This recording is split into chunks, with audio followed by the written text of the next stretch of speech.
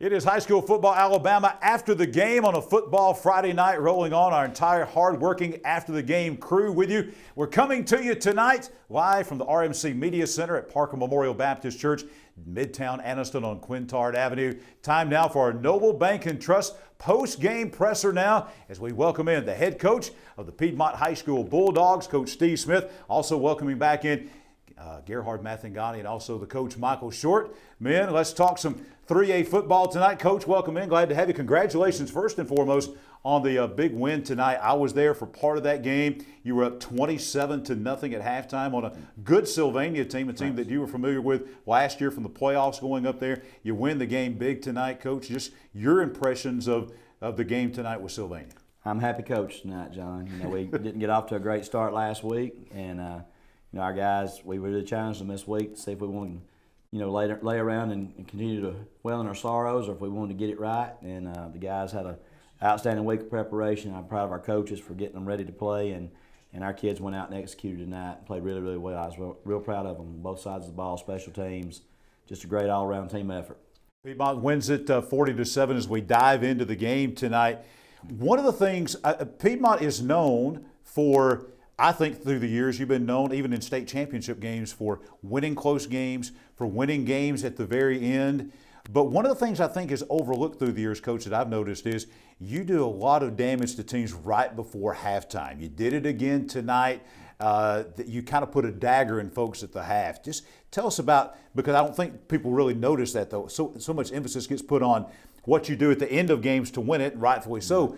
But you guys do a great job at scoring right before halftime as well. I'm a big believer in that. Different coaches have different philosophies in talking about important times of the game, first 5 minutes of the game, first 5 minutes, second half.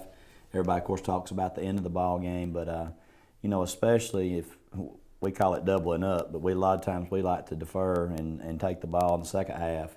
And, we've been in some shootouts before where teams were scoring up and down the field, and then we've been in some low-scoring games, but you get a lot of momentum if you can get something positive right before halftime, and then if you get to come right back out and get the ball again and take it down and score. And that's what happened tonight. We scored there in the last 30 seconds or so of the first half, and then they had taken the ball when they won the toss. They went on offense, and so we come out and got the ball to start the second half and scored again in the first 3 minutes of the second half, and that kind of, got the separation for us that kind of made them one-dimensional.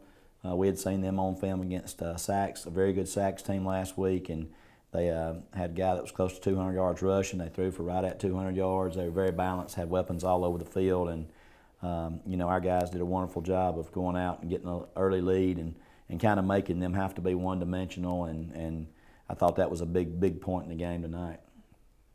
Coach, you were right there about right before halftime. We used to always preach it too.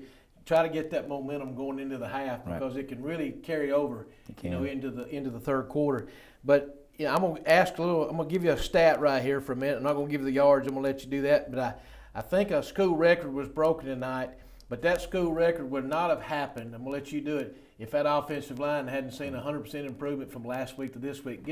Tell us a little bit about that and our record that was broken tonight. Yeah, our quarterback, Jack Hayes, he's a 4-year starter for us, and he's had some big games. But tonight, I think in our official stats, I think he was like 20 out of 29 for 419 yards passing, 5 touchdowns, and that passing total is a school record. But, Coach, I didn't feel like I did a very good job last week of having our team prepared and having enough in the arsenal to be able to give him some different launch points and things. And we worked really hard this week on our boot game, getting him out on the corner some. Everybody in our receiving corps got involved tonight. I think if he had those 5 touchdowns, I think Ish had 2, and Thomas had 1, and Parker Thornton caught a touchdown, Riley Pinto caught a touchdown, but Gatlin Gardner, Max Hansen had 3 or 4 catches apiece. Just a great all-around effort, and had a lot of people that the Sylvania defense had to try to defend tonight, and like I said, we got Jack out on the corner, a little bit more run-pass options. We threw some quick stuff. We threw some deeper stuff. And I just thought we were better prepared. And like I said, I take the blame for that for last week of just being in the pocket, not taking advantage of his strengths and not taking advantage of the strengths of our team, which is a bunch of guys that can make some plays when the ball's in their hands. And tonight it just worked out well for us. But you mentioned the offensive line. quarterback gets too much credit when things go good, always gets too much blame when it don't go good. But, you know, those offensive linemen we had, they were doing a good job last week, but I had everything being thrown from one spot. You know, we were 5 yards behind the center and throwing from right there, and so as Cherokee County was getting some pressure, our guys were doing what they were supposed to up front, but I just wasn't giving them enough of a variety of getting the pocket moved and things like that. So, you know, loss obviously woke our team up, but also exposed my deficiencies last week of not getting them ready to play, and got us to be a little bit more creative on taking advantage of the players that we do have and trying to put them in a position to succeed. And our offensive line, I mentioned them, they don't never get mentioned by name, but Connor Williams, Cade Newton, Chris John Gurley, Sam Talbert, Landon McDaniels, and Braden McDaniels. We pretty much play like a six-man rotation there, and those guys did a wonderful job tonight, and they blocked the boot pass as well. They blocked the quick game. They blocked the deeper developing stuff well. Gave Jack time to throw it, and like I said, he found his receivers tonight. He was a lot more accurate tonight, and the guys caught the ball, and then when they caught it, they did something with it afterward. One of the things you just said tees up my question. What was this week of practice and preparation like for your guys? They don't lose very often, and they expect to win. And some teams can take one loss and they spray it into the next week. What was this week of prep like for your guys? I give them a lot of credit. Them and our assistant coaches, you know, they did a wonderful job of being able to flush last week and get on. I was probably the worst person to be around this week. I was the most disappointed because I wouldn't have wanted to be around me this week. I don't know that anybody wanted to be around me because I was really disappointed in myself more than anything else. Going into your backyard or your old hometown and playing your biggest rival in a non-region game to start the year and not having your team prepared to play. And again, I don't say any of that to disrespect what Cherokee County did. Sure. They've got a great team. They played well, and they deserved to win the game last week. But I felt like I let my guys down a lot by not having them more prepared to play in that game. And so, you know, I know I wasn't pleasant to be around, and I know the guys think that I'm always just on them about all the small stuff and nitpicking here and there. But credit to them, credit to our assistant coaches for tolerating me and getting back focused tonight and playing really, really well. It was a great performance tonight by all of our guys. Well, Coach, you know as well as I do that what you did tonight is going to be something that people are going to have to look at. Maybe not next week, whatever, but if you go as your season goes as you plan and you work on into the playoffs, people can't just line up in there and say we're going to put 8 in the box and cover Jack Hayes running the football. Right. And they're going to have to cover a lot of other people. That's right, and that's exactly what they did tonight. And I thought it was a good game plan from Sylvania. If I was playing against us and I was scouting us, that's right. I think what they did tonight was sound, and it was a good plan. And again, our guys just were able to execute tonight out on the perimeter and making some of those plays. And, you know, just one of those things to where we saw tonight what we can be, just like we also saw last week what can happen. You know, it's, you know, a tale of 2 weeks for sure. Certainly don't make the season by winning tonight. Certainly didn't break the season by losing last week, you know. And I did try to preach to everybody that, you know, this week's game would not have anything to do with last week's unless we let it. And next Friday night's game, nothing about tonight is going to be a hangover unless we let it. You know, every week in this region in particular, and with the schedule that we play, you know, non-region with Cherokee County and Anniston and Sylacauga and a jamboree with Fife, and then, like I said, the people that are in our region that are used to making the playoffs, there are no breaks. That's right. And so our kids have got to understand that 1 week's success or failures does not necessarily determine the next week's. You got to get up and we got to get ready to play a Plainview team that's got a coach that's got over 300 wins that obviously knows what he's doing. He's going to have his guys ready. They come off a tough loss tonight to a really good Geraldine team and a kind of a rivalry game. And our biggest challenge this next week's not going to be get too happy on ourselves about how we played tonight.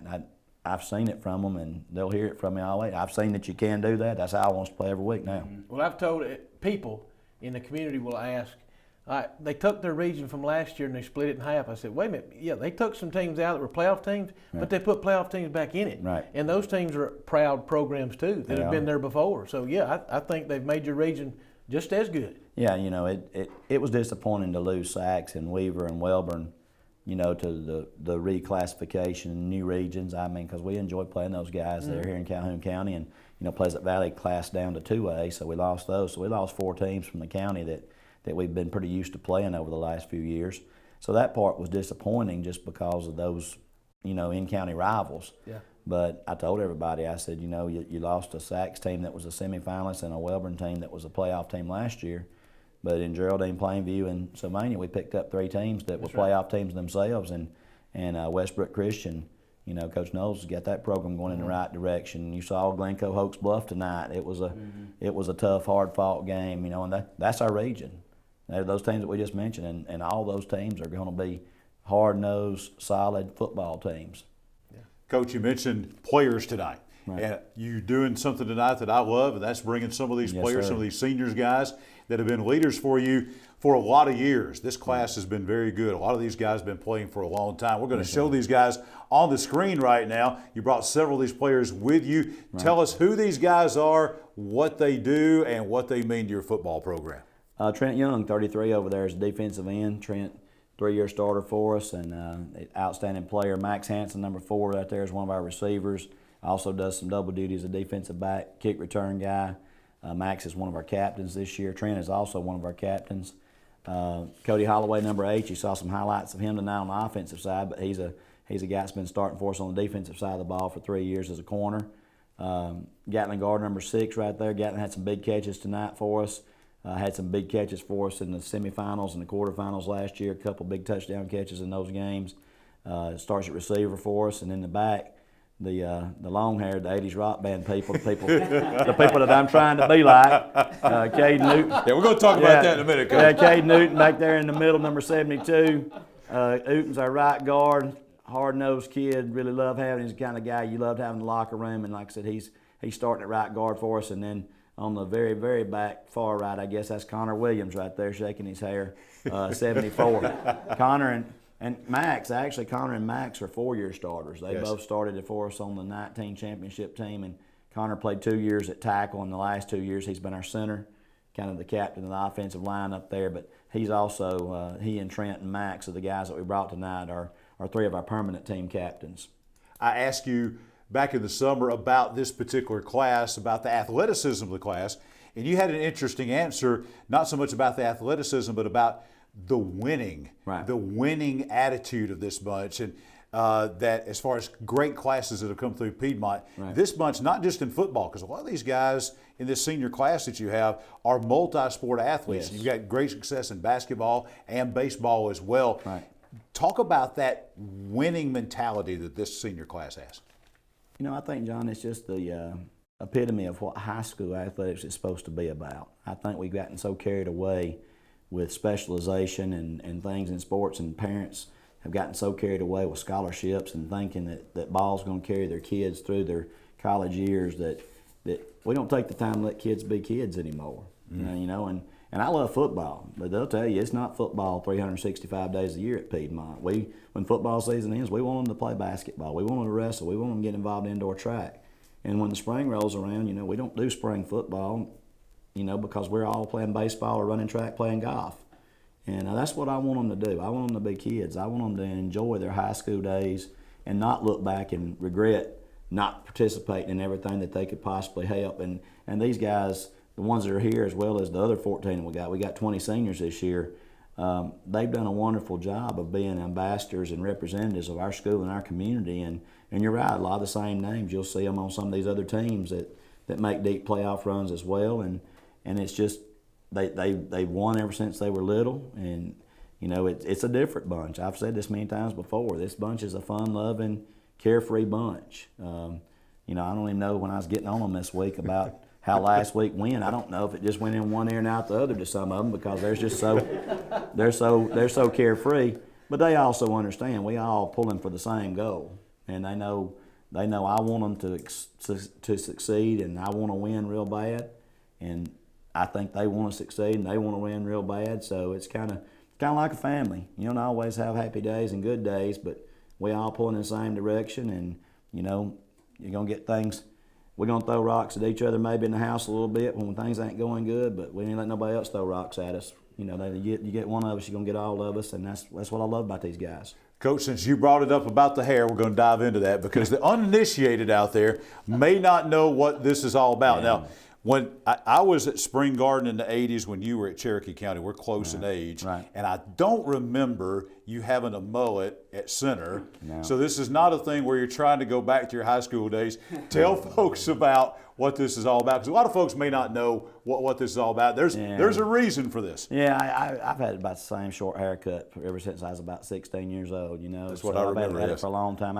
I did get in a stage there in high school, the part down the middle and feather it back and it covered my ears and all that stuff. But I didn't never have this mess. But kind of something we did just for fun. We 19 team. A lot of these guys were freshmen. A lot of them were playing on that 19 team that we had, and they were like, "Coach, we win the state. You grow a mullet." I said, "Yeah, man, I'll do that." We'd starting a freshman quarterback, freshman right tackle, freshman receiver, freshman inside linebacker. I thought, hey, I always got faith in our guys, but I thought, winning the state probably a little far-fetched with this group this year, and lo and behold, we did. And so I grew it out, and the deal was I'd grow it, and then when we got beat in 2020 by 5 in the semifinals, I got a haircut like the next Monday. And so when 2021 rolled around, we went through all the COVID stuff in 2020, and then it was starting to kind of come back again in 2021. Everybody's thinking, "Oh no, here we go again with all this," and just in casual conversation, I said, "You need to grow that mullet back out." And I said, "I'll grow it back out." And they said, "Well, this time you should let it go all the way through till this class graduates." Wow. So as of right now, Wow. the plan is I'm going to grow this out till whatever they know when graduation is, probably already. But if it's 25th, I'm gonna grow it to May 26th, I guess. But anyhow, it looks crazy, and I understand it looks goofy and looks bad, and I just got old enough. I don't care. If it's something we can have a good time with, and it's something we can kind of laugh at me about, I'm used to that. My people at home, they like to laugh at me. My kids, my wife, I'm the butt of the jokes usually all the time at the house. So. Just going to work and being the butt of the jokes, that's kind of just normal. Coach, thank you for their laughing over there. Thank you for bringing these guys. Thank you for coming. Congratulations on the big win tonight. Thank you for the explanation. And, that's a coach that cares and loves a base football team. To do this right here and to do it all the way through next May, not even just through football season, that's a guy who loves and cares about his football team. Coach, thank you for being with us here tonight on After the Game.